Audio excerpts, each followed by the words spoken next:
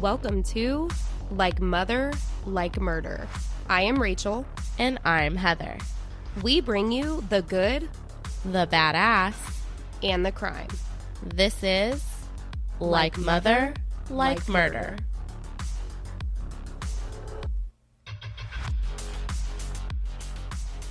Hello, everyone, and welcome to Like Mother, Like Murder. Welcome back to episode 100 and frickin' 30. What? I swear, we were just doing like our episode 100 stuff, and now we've already got 30 more banked in. That's insane. Who are we? Podcasters? This goes by so what fast. The hell? Who are we, podcasters? Really well, Barely. and it's just kind of, and it's barely. I mean, we're there. And if you guys can't tell, like, I've been fighting a cold. I'm kind of losing my voice a little, so bear with me as I Phoebe Buffet myself through this episode. If you don't get that reference, go watch some Friends. But I think it's actually perfect to have like a nice round 130 number as we head into like our little breakity break. Yeah. I think it's like it's kind of meant to be in that way. I love that. Yeah, we go on break, guys. So this is the last episode that you will be hearing from us for a little bit. Season 2. It's a long season. Season 2 was like 100 episodes. It was a long season. Oops, we forgot. It's okay. It's all right. We'll do better in season 3, I swear. No promises. But you guys, we will still have episodes that will be coming out. We have a couple friends who have stepped up and volunteered to give us some episodes just to, first of all, have some things for you guys in your ear bank. Holes. Yeah, in your ear holes. But also, we have so many amazing podcasting friends, and just being able to share their content and like what they do and give you a glimpse into their world is, I think it's great. So I'm very excited to be able to do that over the next 2 weeks. And I know one of them is going to be Kylie from Primetime Crime, who we absolutely love. On God and Kylie. On God and Kylie. Oh my gosh, I love it so much. Shirts coming soon. That is the best. But yeah, so we love you guys, and we will be working hard behind the scenes. So it's funny, actually, Kevin, he wrote me and was like, what are you guys doing like when you're on break for 2 weeks or whatever? And I was like, behind the scenes work. And he's like, man, I thought y'all were going on vacation. Like, I was like, no, I wish. Ain't no rest for the podcaster. Oh my gosh, so funny. So funny. I wish.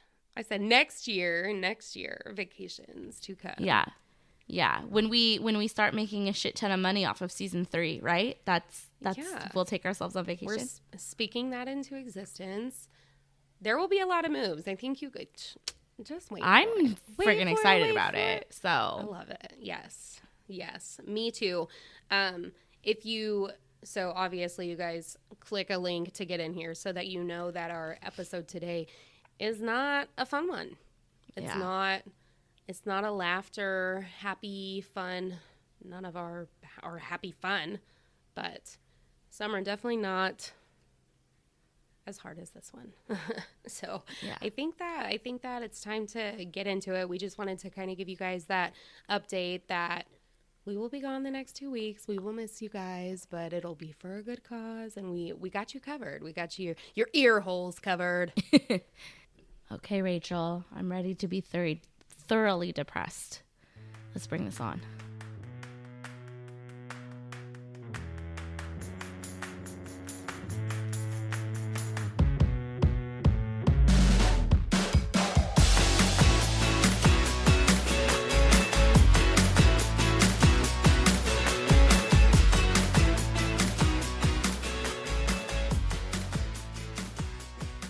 Today, I am going to talk about a case that has broken my heart over and over again.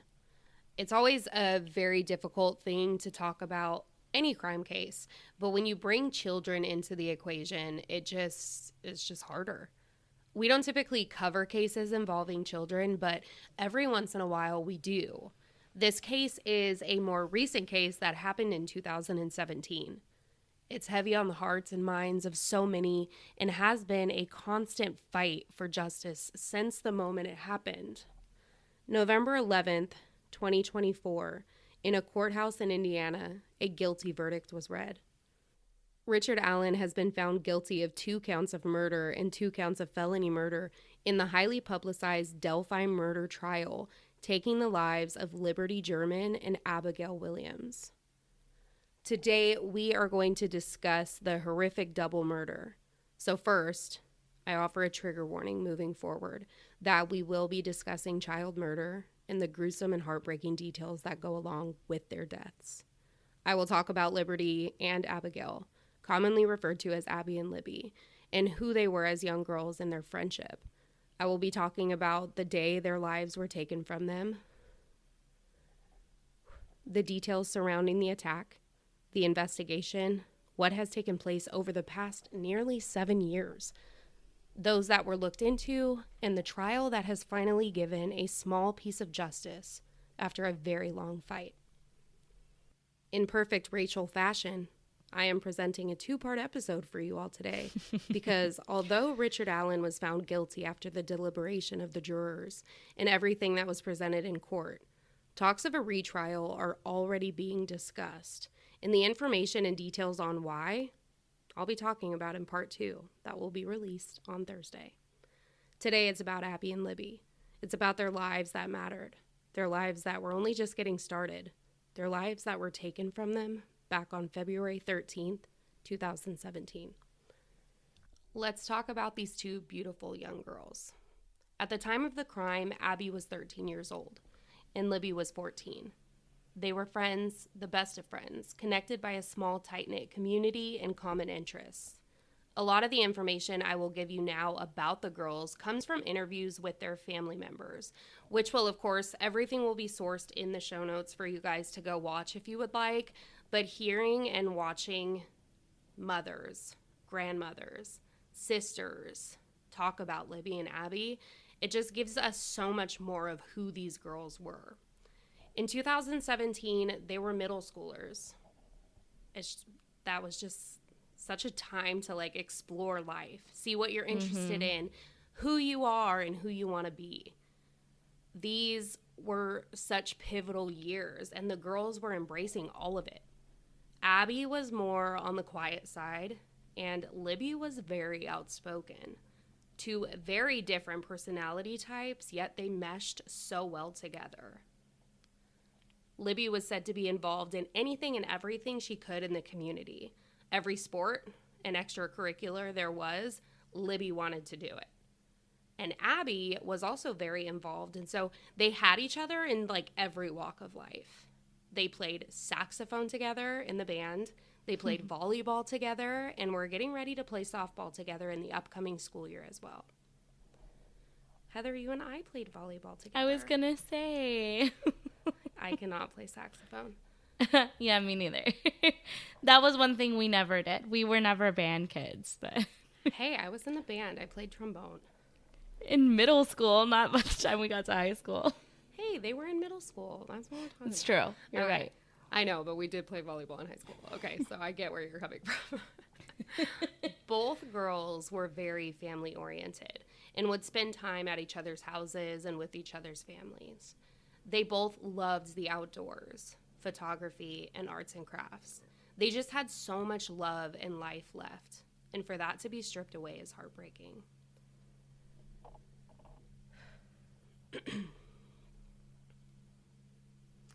February 13th of 2017, it was a snow day in Delphi, Indiana. This was a planned snow day, which, depending on where you're listening, may not know what that is. Heather, do you know what a planned snow day is? No, I went to school in California. We didn't have snow days, especially planned ones. Yeah, I feel like I was sent home once. We got sent home once in high school because it was like a whole 1.5 inches of snow. How insane. Like, it's such a different world out here. So certain areas that are prone to getting a lot of snow will have some snow days already planned throughout the school year. If they don't actually get snow on that day, It's just a day off. Okay. That's what was happening this day in Delphi. So Libby and Abby decided on February 12th, knowing that they were going to be off the next day, to have a sleepover. They painted together. They had a movie night with Kelsey and her friends, who was Libby's older sister. The next morning, they decided they would go out and enjoy the sunshine by going to Monon High Bridge, which was a local outdoor trail that many would frequent, but it was known for like a picturesque location at the bridge that people would go to for weddings, for senior pictures, that kind of a thing. And so for two middle schoolers who love photography, that was like the perfect thing to do on this day. Go walk, take some pictures at the bridge. Libby's sister Kelsey dropped them off near the trail, and the girls knew they would be picked up later by one of Libby's family members. But when he arrived, not only were the girls nowhere in sight, but they were not answering the phone either. The girls were dropped off at 1:35 p.m. by Libby's sister Kelsey. This was a very popular time for the social media app Snapchat. Maybe it still is, and I'm just not cool enough to know anymore. But yeah. Snapchat is where, right? Where the girls and many their age would post pictures and share photos constantly. This plays such a vital role in the murders of Abby and Libby. And when talking about these two beautiful girls, you will hear their names. You will hear Liberty German and Abigail Williams. You will hear the Delphi murders.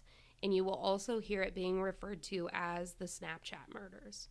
Before I get into the details that we know after the fact, let's go back to that day. So, like I said, they were dropped off at 1:35 p.m. The plan was for them to hang out for a little while.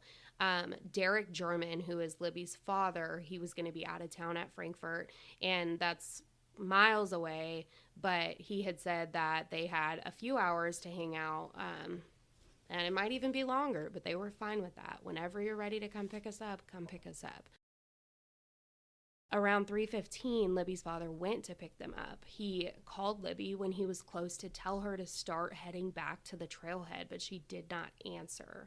He arrived and tried calling again, but still got no answer. And he sat there for a little bit. The girls never came out, so he got out of the car and he started to walk around to look for them. And no luck. He had no luck, so now he starts calling around to see if anyone else has heard from the girls or picked them up, but no one has seen them or had any contact with them. And so family members actually went out to the bridge and they started looking around for the girls in the area and like where they would have been on that trail. So they went and met him. They start looking around. They didn't find them. So at 5:30 p.m., the police were called, and that's when they were finally reported missing. That's like, I got, like, my heart dropped. And it's like, just the idea that, like, you know, this is something, we've talked about this before, how that's something they've probably done several times. You and I definitely got at random, we're going to get dropped off here, pick you up in 2 hours. And it's not like we didn't have cell phones in middle school. So it was just like, be outside at like whatever time and we're going to come pick you up. And so the idea that, like, as a parent now, you go pick up your kid doing something you've done a million times. And then, like, you know, that slow build of, like, okay, they're not answering their phone. They didn't answer it again. I'm going to go look for them. I can't find them. Like, that is, like, my heart dropped just hearing you talk about it. I can't even imagine. I can't even imagine that moment when it clicks from, right, damn it, where are you guys, to, where are you guys? Yeah. Oh, full body chills. From all accounts I could find, the police initially did not suspect foul play.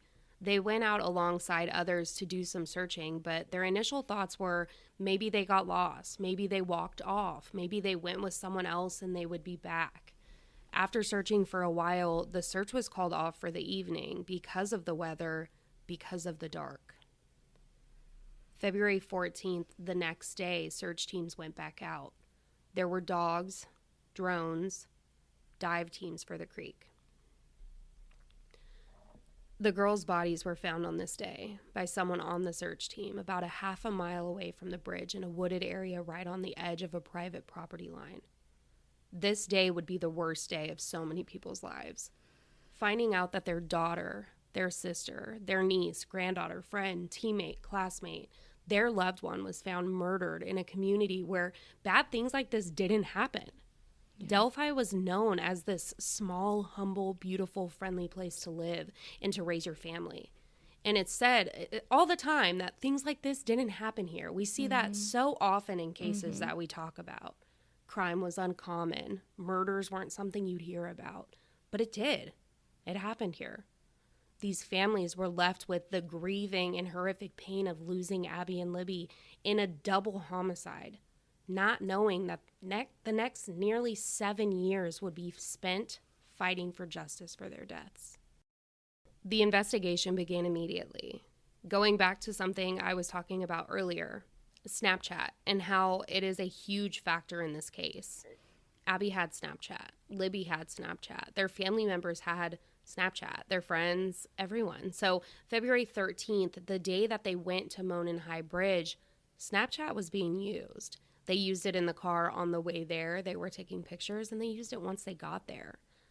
As I've said so many times, they were dropped off at 1:35 p.m. At 2:07 p.m., Libby posted a picture of Abby on the bridge. This was seen by many people because it was posted to her stories for anyone following her to see. A few moments later is when the video was saved showing the man walking across the bridge. And then right after that is when the video was saved where you could hear the man saying, "Down the hill." Definitely making a connection that this man seemingly was involved or did the crime.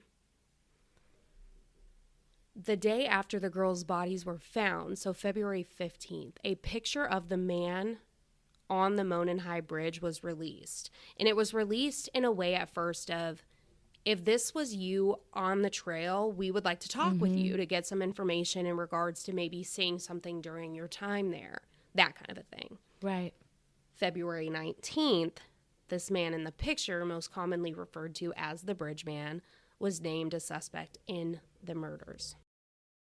If you're listening to this, you most likely are aware that the trial for the man who was arrested has been taking place and that he was just found guilty a few days ago. So I bring this up right here because many things were held on to and were tight-lipped when it came to the murder and the investigation because they don't want to hinder anything. Right. During the trial, many of those things came out. If you have looked into this case, you know about the video of the man on the bridge, and you also know about the audio clip that was released to the public of a man's voice saying these 3 words, "Down the hill." I don't like saying that. Every time I say it, I don't like saying it because I can hear him. Yeah. This was released to the public on February 22nd in hopes that someone would recognize the voice. Someone would hear this voice and these words and be able to come forward with who it was. But that didn't happen. But this clip came from a video that Libby had taken and saved to her Snapchat. Something that the investigators did know from phone evidence is that Libby was intentionally recording the person who seemed to be following them. And there was recording of the girls talking about this man following them. All of this would be found by the investigators when looking through the phone. But this right here, this information, this detail in the murders of Abby and Libby shatters me. Because you know they had fear. You know they were scared. You know that by these videos being taken, it was a way to try to solve their own murder in a sense that they weren't even able to fully grasp at the time of what was about to take place. It's so that's what's like so hard is I think about this all the time about how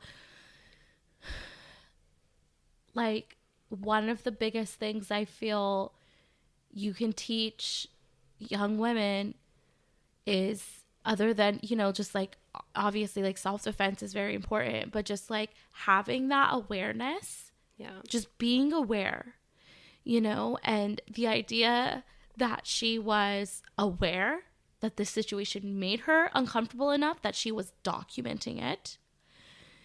It's like one of those things where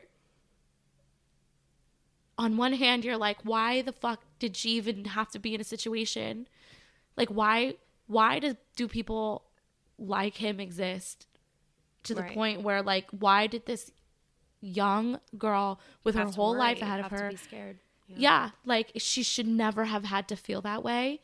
But at the same time, you're incredibly proud, and you just hope that, like, not that, like, you want to ever let that happen to anybody else, but you just hope that, like, other people can hear this story, especially, like, young girls, and know, like, this is something, like, if my gut is telling me I'm not comfortable, and especially in this day and age now where it's like, yeah, I'm going to record every fucking thing on my phone. Right. Like, just thankfully, you know, because just imagine if they didn't have that evidence. And so it's just like, it's heartbreaking, like, in so many ways, because, like, in one way you're like, God, why did she even have to, like, think to have to do something like that? Like, she should be able to be a kid and not even feel like she has to do something like that. But at the same time, like, so proud that she was able to. And, you know, her family now at least knows, like she did not just, like, it wasn't just like like, she fucking was, I got you. You know what I mean? Right. Yeah. Which is just, like, that's like something to be proud of. Yeah, absolutely. I think that, I forget the exact date, but in one of the press conferences after the fact, the, like, lead sheriff or detective on the case, like, literally called her a hero in those moments and said, like, that's what it was. Abby and Libby were both into true crime, and they would watch documentaries with their families, and that's how they knew to do something like this. That's how they, you know, were taught to be aware of their surroundings and to pay attention and to take a step that is so important. And that was such a huge thing that years later is the reason for solving their murders and convicting the man responsible for their deaths. The first sketch that came out is the one of the man with a hat, a sweatshirt. He has facial hair. He's said to be a white man with reddish brown hair, about 5'6" to 5'10", and about 180 to 220 pounds. This came out in July of 2017. 2 years later, a new sketch is drawn of their potential suspect, and this drawing is very different. This one, he has no hat, he has curly short hair, no facial hair, and it's actually said that this was a more accurate photo from the videos on Libby's phone. That's weird to me. I just have to say, that is very weird. Yeah. I also found out through trial stuff, which I'm not talking about in this case, but I'm talking about right here, is that first sketch, so the sketch that was released second of the clean-shaven guy was actually the first sketch that was ever made. Mm-hmm. Yet it was released second. So, I don't know. Sketches are so odd for me. Yeah. They also then released a little bit longer of an audio clip. The original said "down the hill," and this newly released audio says "guys, down the hill." Over the next few years, many tips came in, but the murder of Abby and Libby remained unsolved and open for years, leaving families to hurt and to question everything, leaving investigators to look into every lead, leaving the person or persons responsible out there. The key evidence in this case has been the video taken by Libby. Although investigators have never given the exact context to the images or audio taken from the video, they have said that they were taken during suspected criminal activity.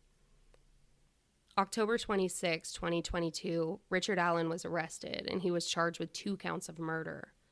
Sheriff Tony Leggett said that Allen actually got lost in the cracks in the investigation, and that they had received tips on him.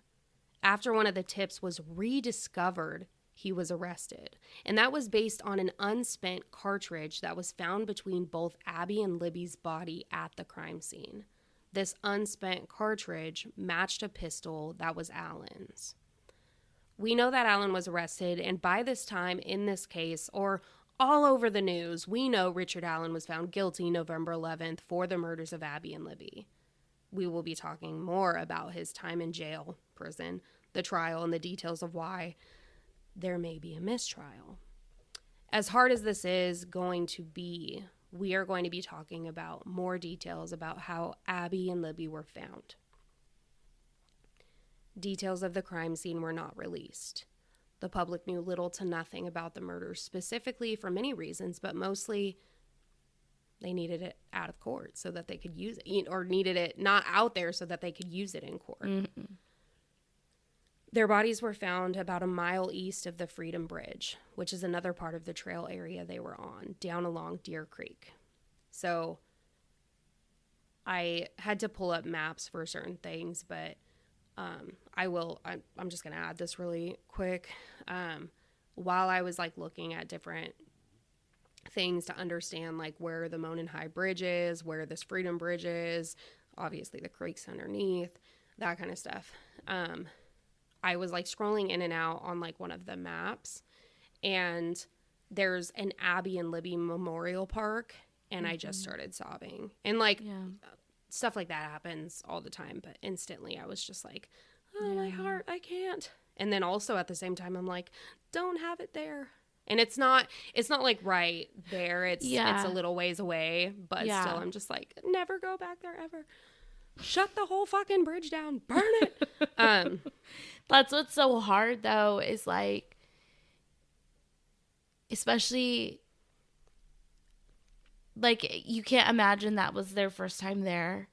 They've probably been there before, probably had good times there. Like, you know, like you said, it's a really picturesque place where a lot of people go. And there's like, it's so hard when you have so many like happy memories of who they were and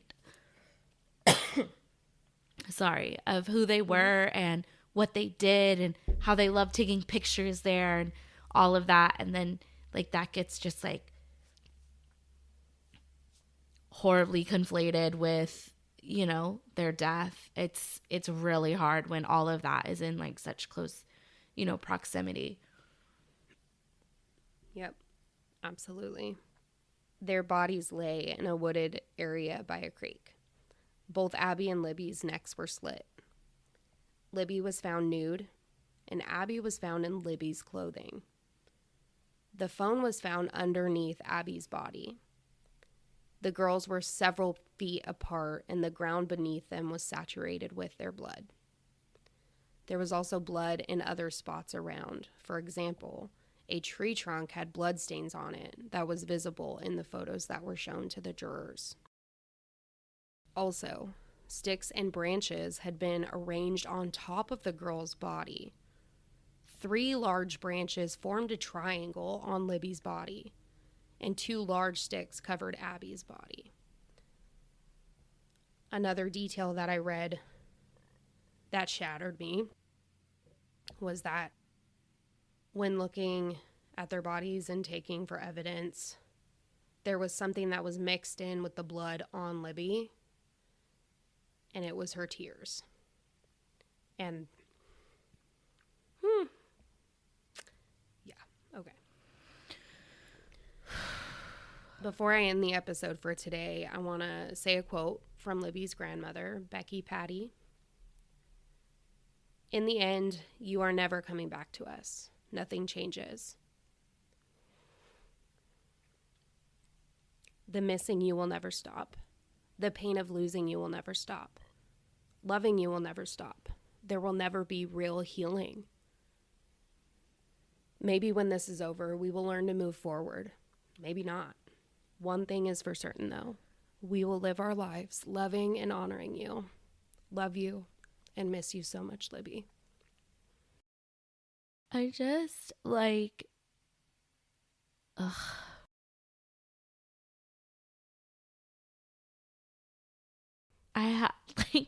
I know we have a podcast, but I have no words. Like, it's just, I can't even imagine what that family is even possibly feeling, thinking. And to have to just know that, like you said, like, that's shattering. Yeah. That her tears were, and it's just like, what is wrong with people? Yeah. It is the worst. It's just so horrible that, like, I mean, in general, obviously, like, none of this should ever happen to anybody. But the fact that, like, these two girls with their whole lives ahead of them who went out for a fun afternoon outside, you know, together, like they've done a million times, and then just to have it all ripped away, like, it's just, like, fuck you, dude. Yeah. Like, fuck you, because, like, yeah, just, yeah. I think those are the perfect words. I feel like the only reason I'm not speechless is because I wrote this. Yeah. I can it's read so this, hard because obviously, like, you told me, like, I knew you were going to cover this, and like you said, like I said, you don't live under a rock, so you yeah, definitely know certain details. You know certain details, but I'm not, like, when I see things like this, I have to, I'm just like, oh, I don't know, I'm not in a mental headspace to, like, go there. So a lot of times I will just try to, like, okay, right. Regardless of knowing what happened, like, I did know obviously some of the things, it's still just like, no matter, and like you probably experienced the same thing having written out the episode, but it's like, it doesn't ever get easier to, like, talk about, to ever think about, and I can't even, it just makes me, I feel like I'm going through all the stages of grief, and, like, every time you, like, talk about a certain thing, I get really depressed, and then I get really angry, and then then I'm sitting there going, like, couldn't it, like, why did this have to happen this way? Couldn't have it, like, why, and just all of it, and it's so hard, and it just makes me think, like, I can't even, like, my entire being goes out to the families, and just, like, any little bit of strength that I have, I hope that they can give, because I wouldn't even be able to breathe. It's horrible. You're gonna, I mentioned it, but you're gonna have feelings like this in the next episode as well. Yeah. Not so much as it comes to the hurt and the pain and the emotion. Oh, I'm gonna be angry as fuck, though, I'm sure. Yeah. So in part 2, I'm going to be talking about some of the others who were looked into as potential suspects. Mm-hmm. Ron Logan, the property owner, that their bodies were right up against his property line. Keegan Klein, who was messaging the girls, but under the name Anthony Schatz. Catfishing, grooming, details with his father, all of that kind of stuff. As well as Odinism. Odinism is a white supremacist cult focused on the worship of Norse god Odin. And the way that the girls' bodies were found make people question, were they staged after a ritualistic sacrifice? That is coming on Thursday. Again, my heart breaks for these families and all who loved and knew Abby and Libby. My heart breaks for the fact that there's finally justice. There's finally answers to this, right? Yet we have a very, very large amount of people who are still fighting, saying that it's not Richard Allen and that it wasn't him, and it's that stuff like this is the things that kill me the most, when I want to cheer. I want to stand here and scream and holler and just be in so much, like, joy that justice was finally served for Abby and Libby. But then they sit through this trial. They sit through all of this. And then knowing that there's already the conversation of a mistrial and this happening again, and they're going to have to show up again. Like, after where is they the walked fucking out of the closure? courthouse. Yeah. It's so hard. They've already been through the hardest thing in the entire world. And like I said, like, I just want to give them the strength and the peace. Like, they deserve, like, they're never going to be fully at peace, obviously. Right. You can't go through something like this and be fully at peace. Nope. But, like, any little bit of closure, any little bit of peace to make just, like, getting through their day easier. And so, Ugh. Yep. That's it. So that is it for today, you guys. We will talk to you on Thursday. Earlier when I said, when we were like doing the intro, and it was like, yeah, you won't hear from us until after the break. I didn't want Heather to know, like, actually, she'll hear from me in just a moment. Well, I know how you do these ones where, and I always so much appreciate, Rachel, your care in this. And when, especially when there's these high profile cases that get a lot more coverage on the perpetrator, a lot more coverage on the criminal, who he was, where they're from, what, blah, blah, blah, blah. And just, you see less and less about who the victims were and their life. And it's so important to understand that they deserve their own, who they are in their name. Their standing as a human being is not going to be continually connected to this asshole person who shouldn't even be on the planet, right? 100%. And so I love that you do that, and it's a way to try to, make sure that Abby and Libby have their own voice, and they deserve their own names. They don't need to be connected to this motherfucker. And I love that you've done that. So I kind of knew it was coming. I knew you were going to do that because you always do. And I love that about you. Well, I'm glad that you love that. Now I'm going to have to change up my tactics. No, don't. No, I won't, because I thank you for all of the kind things you say all the time in those moments. But I feel like that's so important. And it's hard, even in what we do when it comes to like researching and investigating and stuff.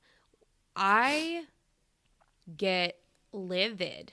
Yeah. I get so mad when I can't find certain details that I'm looking for on a victim, yet I can find every single thing that has ever happened in the life of the perpetrator. Yeah. And it's so sad. It is so sad. And so I'm glad that we can talk about them and give you guys a little sense of who the girls were. It's not a lot. Like I said, those videos, those interviews, those conversations with Kelsey, with Libby's mom, with, other people will be in the show notes. And I highly recommend it because I talk about them briefly and they can talk about them forever. Yeah. We need to remember them like that. That's very important. Yep. Absolutely. All right. We will talk to you guys on Thursday. Take care of yourselves, and we're going to miss you guys. We're going to miss you guys for a little bit. All right. We will talk to you guys on Thursday. Have an amazing week. Okay. Love you. Bye. Okay. Love you. Bye.